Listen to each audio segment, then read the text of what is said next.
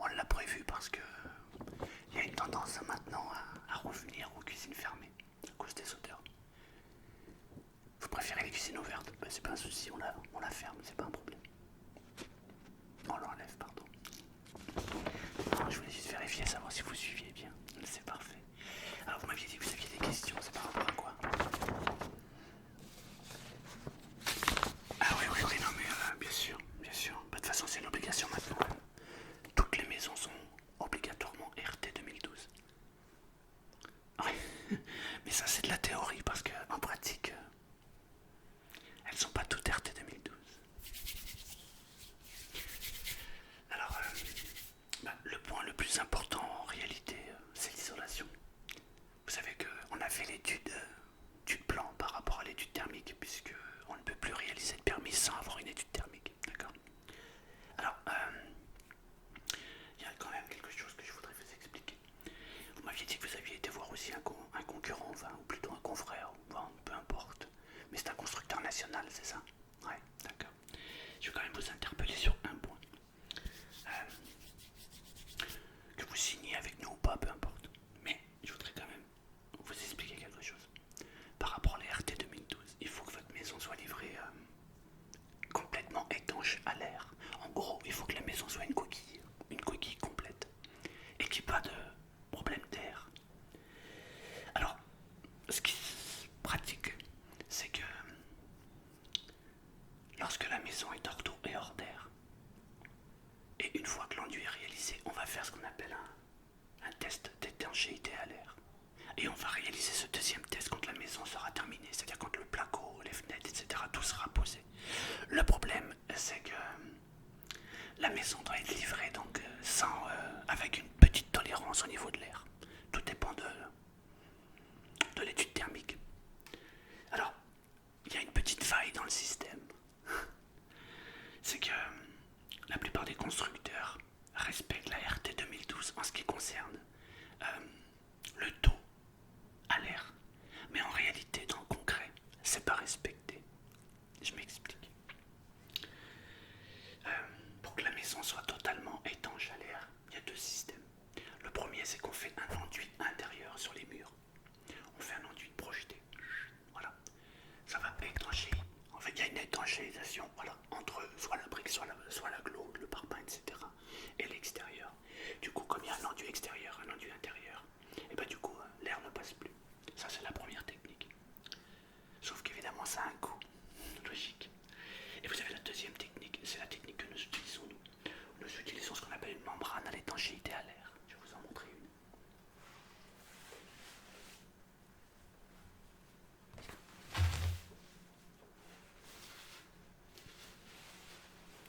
C'est comme ça.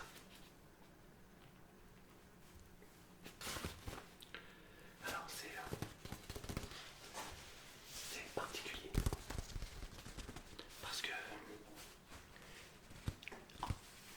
il suffit simplement de dérouler la membrane. On la pose sur le mur brut intérieur et avec l'air extérieur, puisqu'il y a des micro-fissures, enfin pas des micro-fissures, mais il y a des micro-entrées d'air, ça aspire et du coup ça se colle complètement contre le mur.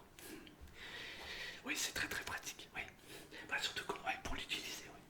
Par contre, il faut que ce soit donc totalement étanche. Ce qui veut donc dire que à chaque fois qu'on a une jonction entre deux angles par exemple, il faut utiliser du scotch. Alors celle-ci, c'est celle qui est sur le mur. Ensuite, vous avez celle-ci.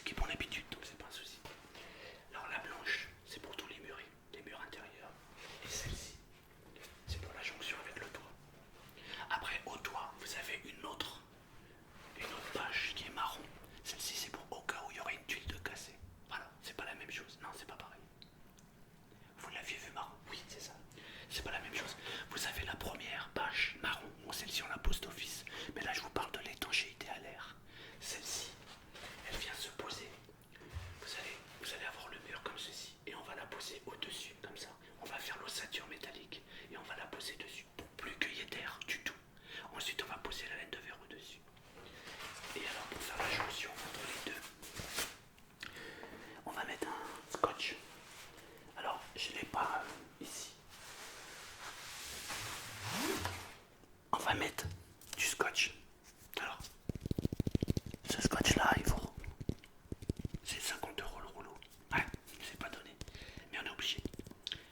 À chaque fois qu'on a une jonction, à chaque fois par exemple, je vais vous montrer. Si je prends un morceau comme ça.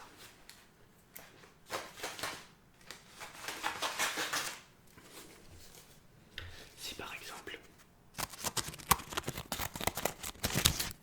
on a le mur, on a posé la première bande, et puis on a la deuxième qu'on va poser ici.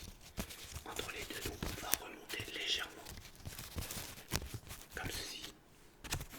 Et ensuite, on va fixer le scotch. Il ne faut plus du tout qu'il y ait d'air, donc on va complètement isoler. C'est un scotch qui est spécial, et oui, c'est pour ça qu'il coûte cher. Voilà. Oui, non, il n'y a pas d'air qui rentre. Et alors,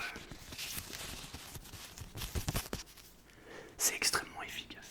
Alors ensuite, ce qu'on fait, pour les fenêtres, on met ce qu'on appelle une bande. C'est la bande d'étanchéité au joint. On prend la fenêtre, on va la mettre là, on la cale, on la fixe.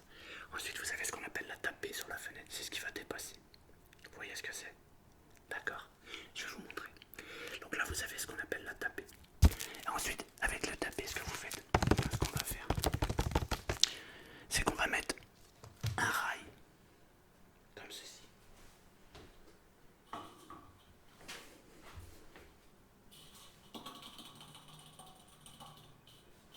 Ça, c'est un rail. Alors, comment ça fonctionne?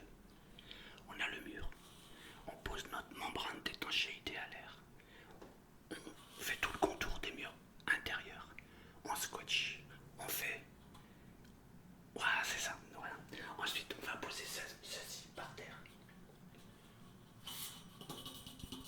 On va le fixer au sol. Voilà. On va faire la même chose avec le plafond. On va prendre la mesure. On va fixer ceci. Et ensuite, une fois que c'est fixé au sol, on va mettre ce qu'on appelle des montants. C'est à peu près la même chose, sauf que c'est plus fin. Et on les monte tous les 60 cm d'écart. Évidemment, ceci n'est pas collé contre le mur, c'est décalé. C'est décalé d'autant qu'on va mettre la laine de verre à l'intérieur. Une fois qu'on a fait l'ossature métallique, il ne reste plus qu'à. Une fois qu'on a fait l'ossature métallique,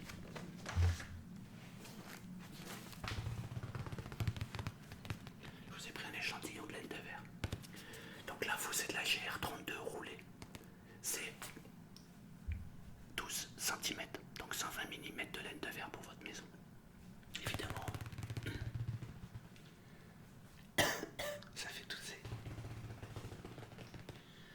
Non, en général, ils mettent un masque. J'allais quand même pas vous l'expliquer avec un masque. Alors, en termes de coefficient thermique, c'est ce qui se fait de mieux. Donc, vous, on est parti sur une maison en briques. Donc,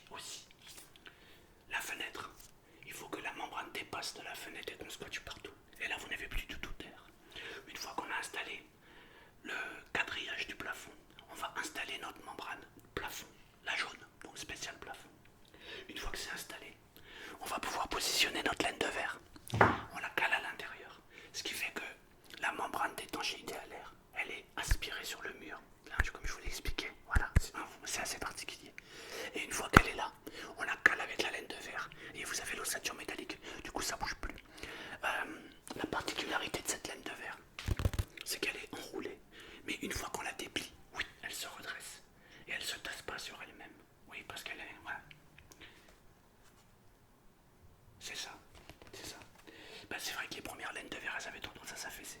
Bon, ils ont travaillé dessus et maintenant ça bouge plus. C'est parfaitement droit. Alors quand on déplie la laine de verre, elle se déroule toute seule et elle se redresse complètement. Elle est fixée à l'intérieur. Ça va en même temps appuyer sur la membrane d'étanchéité à l'air. Ensuite vous avez le rail qui va se positionner. Et ensuite on met ce qu'on appelle évidemment sur les montants, on va mettre ce qu'on appelle une jonction. Oui, bah parce que par exemple imaginez que vous avez une bande, bah comme pour votre plan vous avez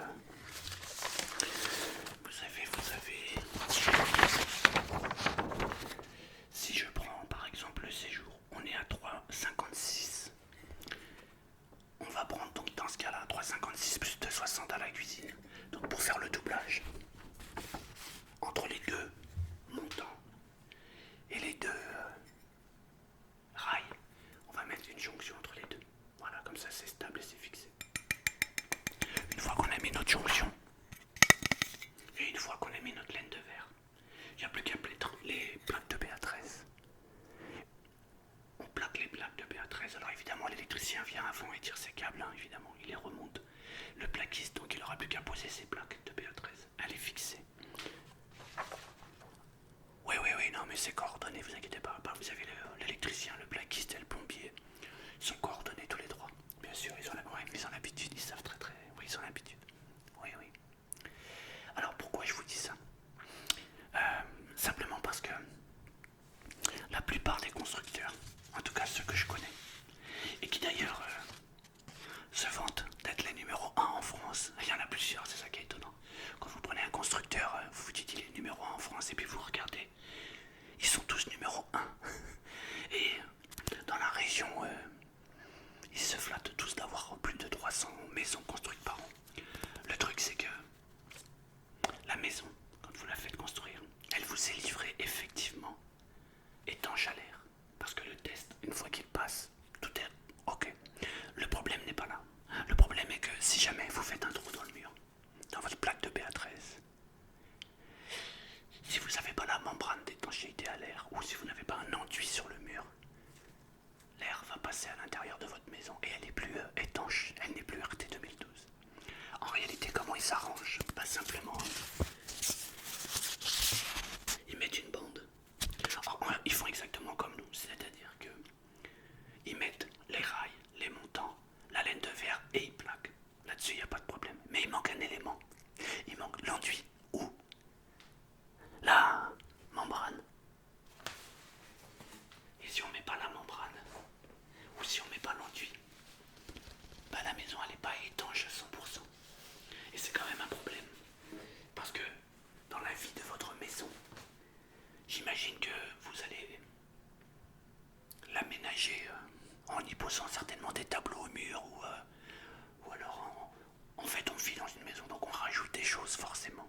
Et le problème c'est qu'à chaque fois que vous allez faire un trou dans le mur, vous allez percer le mur évidemment et du coup vous ne serez plus étanche. Et si vous refaites un test en ayant posé une quinzaine de tableaux au mur, votre maison ne passera plus au test, elle sera plus étanche.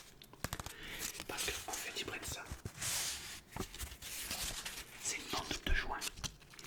Lorsque vous avez deux plaques de BA13 côte à côte, on met une première passe d'enduit.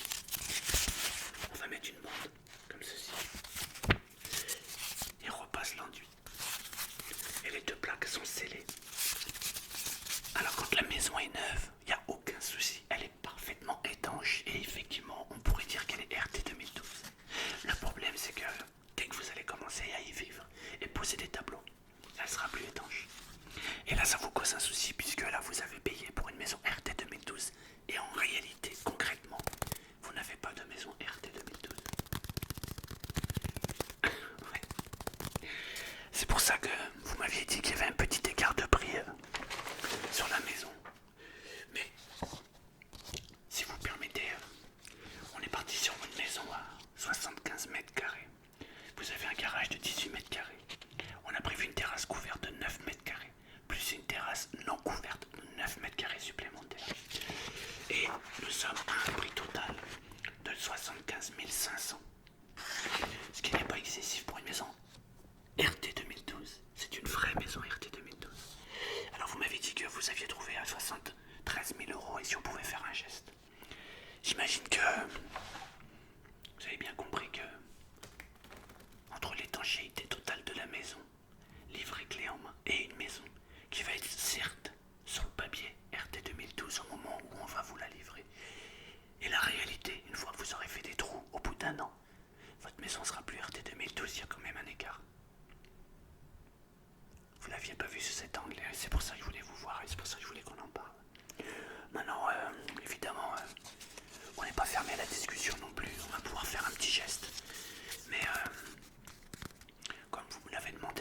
baisser de 3 000 euros. C'est pas possible.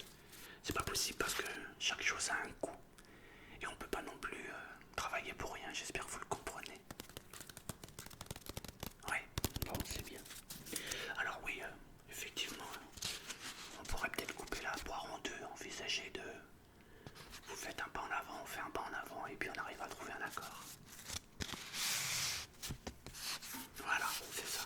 Vous savez, j'ai un client là qui n'a pas acheté chez nous, et en fait qui a parti chez le constructeur, et il me disait que il a vérifié toutes les étapes.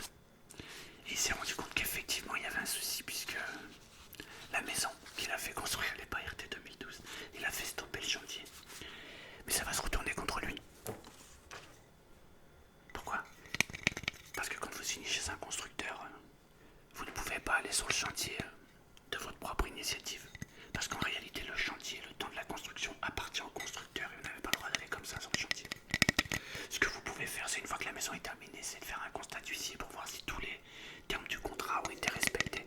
Mais une fois que la maison est terminée, c'est un peu difficile d'aller vérifier tout ça.